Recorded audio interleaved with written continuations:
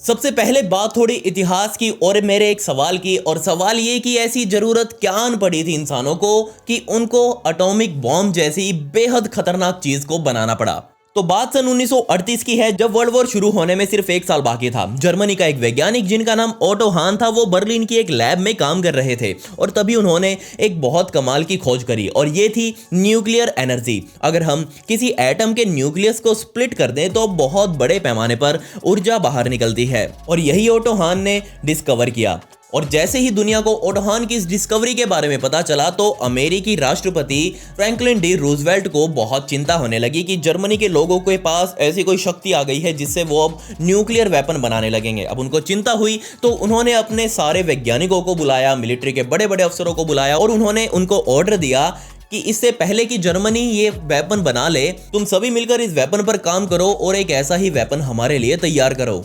और जब दिसंबर 1941 में अमेरिका ने वर्ल्ड वॉर 2 ज्वाइन किया तो यकीन मानिए ऐसा ही कोई घातक हथियार बनाने की कोशिशों पर और ज्यादा काम तेज हो गया, और यहीं से शुरुआत होती है द मैनहट्टन प्रोजेक्ट की। जी हाँ, ये प्रोजेक्ट मिलिट्री और सैकड़ों वैज्ञानिकों का एक साथ चलने वाला प्रोजेक्ट था, जिससे वो न्यूक्लियर एनर्जी का हथियार बनाने वाले थे। समय बीतता गया और दिन आया 16 जुलाई 1945 का, जब पूरी दुनिया का सबसे पहला न्यूक्लियर बॉम्ब टेस्ट किया गया, और इस पूरे प्रोजेक्ट को नाम दिया गया था द ट्रिनिटी टेस्ट।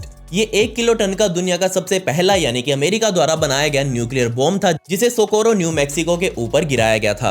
और इसका जो परिणाम निकल कर आया उसे ना सिर्फ अमेरिकी सेना बल्कि पूरी दुनिया दहल उठी थी, क्योंकि यहाँ पर ना सिर्फ तबाही मची थी बल्कि यहाँ इतना भयंकर रेडिएशन उस समय फैला कि उस जगह पर आज भी हमारी आम जिंदगी से 10 गुना ज्यादा रेडिएशन पाई जाती है। वहीं दूसरी ओर अमेरिकी सेना और सरकार इसे अपनी एक सक्सेस मान रहे थे, और इसके सिर्फ 20 दिनों बाद अमेरिकी सेना ने अपने इसी घातक हथियार से तकरीबन 2 लाख लोगों की जान भी ले ली, क्योंकि तब यह युद्ध लगभग खत्म हो ही चुका था और जापान सरेंडर करने को तैयार नहीं था। तब अमेरिका में नए नए राष्ट्रपति बने हैरी एस ट्रूमन। उन्होंने सेना को यह आदेश दिया कि वो हिरोशिमा पर जाकर बॉम्ब गिरा कर आए। जब लिटिल बॉय नाम का ये बॉम्ब हिरोशिमा पर गिराया गया तो यकीन मानिए सब कुछ बदल कर राख हो गया। कमाल की बात यह थी कि एक झटका खाने के बाद भी जापान सरेंडर करने को तैयार नहीं था।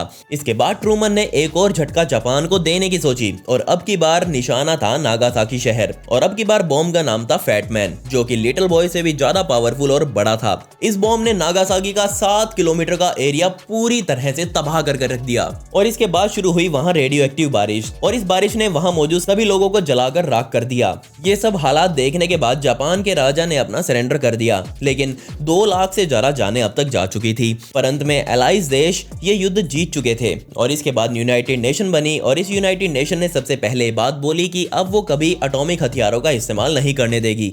लेकिन यूनाइटेड नेशन की सुनता ही कौन है, हर देश अपने न्यूक्लियर टेस्ट करता आया है, और सन 1949 में सोवियत यूनियन दुनिया का दूसरा देश बना जिसने सक्सेसफुली न्यूक्लियर बॉम्ब टेस्ट किया था। और इस टेस्ट के बाद ही अमेरिका और सोवियत के बीच में कोल्ड वॉर की शुरुआत हुई, जिसके बाद सन 1961 तक आते आते सोवियत यूनियन द्वारा हाइड्रोजन बॉम्ब भी टेस्ट कर लिया गया, जिसकी क्षमता पूरे 58 मेगाटन की थी, और इसका नाम TSR बॉम्बा रखा गया। इसकी लंबाई 26 फीट की है और भार तकरीबन 27 टन का। यह हथियार इतना बड़ा है कि कोई जहाज इसे अपने अंदर फिट भी नहीं कर पा रहा था, और जो भी जहाज के पायलट इसे उस दिन टेस्ट के लिए लेकर जा रहे थे उन सभी को बता दिया गया था कि तुम्हारे बचने के चांसेस 50-50% हैं। ये बॉम्ब ना सिर्फ किसी शहर को बल्कि पूरे के पूरे राज्य को ही तबाह करने में सक्षम माना जाता है। इसी वजह से इसे दुनिया का सबसे बड़ा न्यूक्लियर बॉम्ब भी कहा जाता है। सन 1945 से लेकर सन 1980 के दशक तक कुल टोटल 510 मेगाटन जितना एक्सप्लोजिव तब तक टेस्ट किया जा चुका था। जी हाँ, ये 170 गुना था उस बारूद से जितना पूरे वर्ल्ड वॉर 2 में इस्तेमाल किया गया था।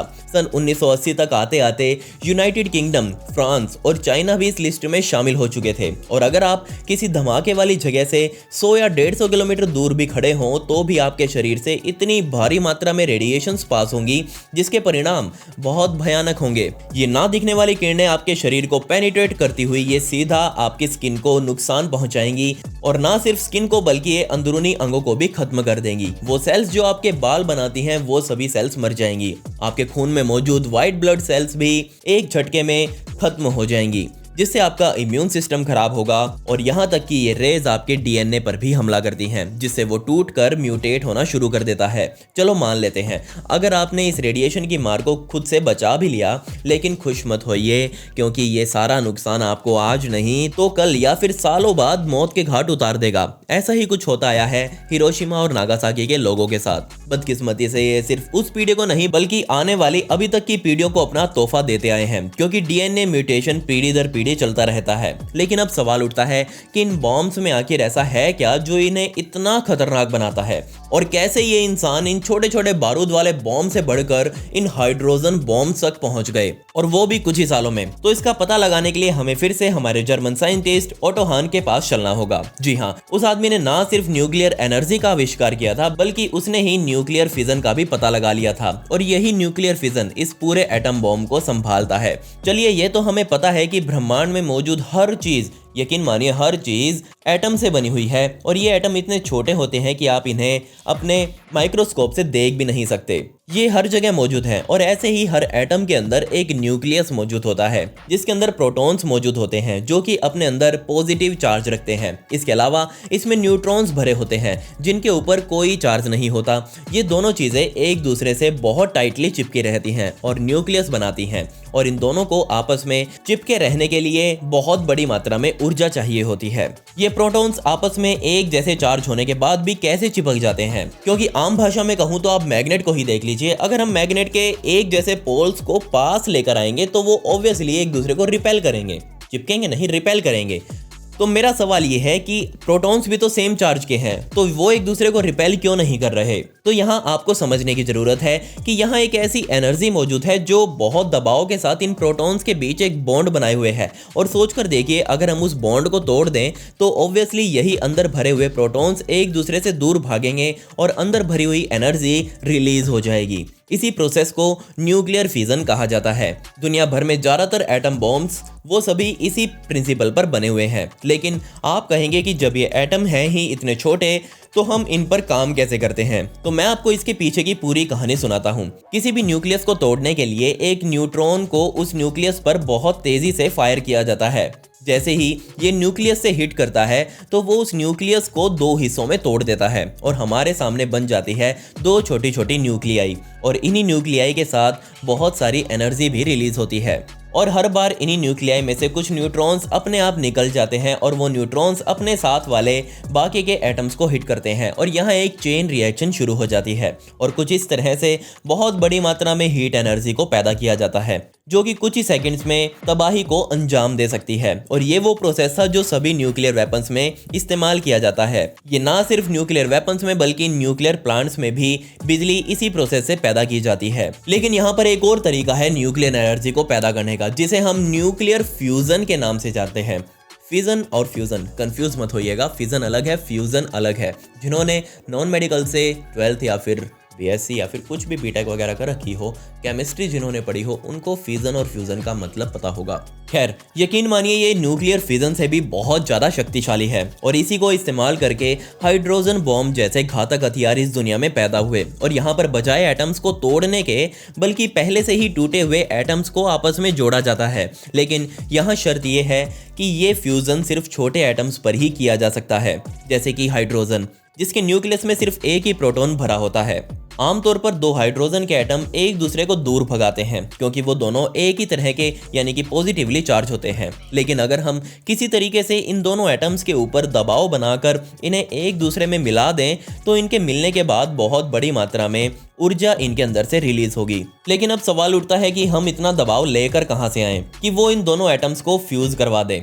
तो इसका जवाब है, हम उन सभी एटम्स को जितना ज्यादा हो सके उतना ज्यादा कंप्रेस कर देंगे, और तब कंप्रेस्ड हुई हाइड्रोजन को अगर कहीं से एक हल्की सी चिंगारी भी मिल जाए तो वो हीट इन सभी एटम्स को हिलने डुलने पर मजबूर करेगी। और यहाँ पर मैंने जिस चिंगारी की बात करी है, उस चिंगारी का टेम्परेचर तकरीबन 10 करोड़ डिग्री सेल्सियस तक का होना चाहिए। उदाहरण के लिए मैं आपको बता दूं कि हमारा जो सूरज देवता है वो भी न्यूक्लियर फ्यूजन पर ही काम करता है।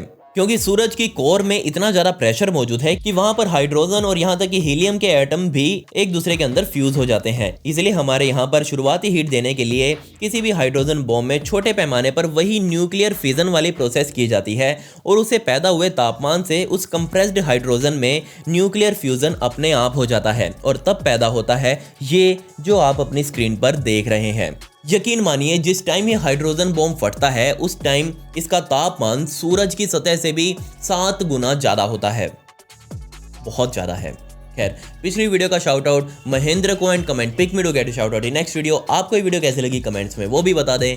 मिलते हैं अगली वीडियो में। ये वीडियो देखने के लिए धन्यवाद।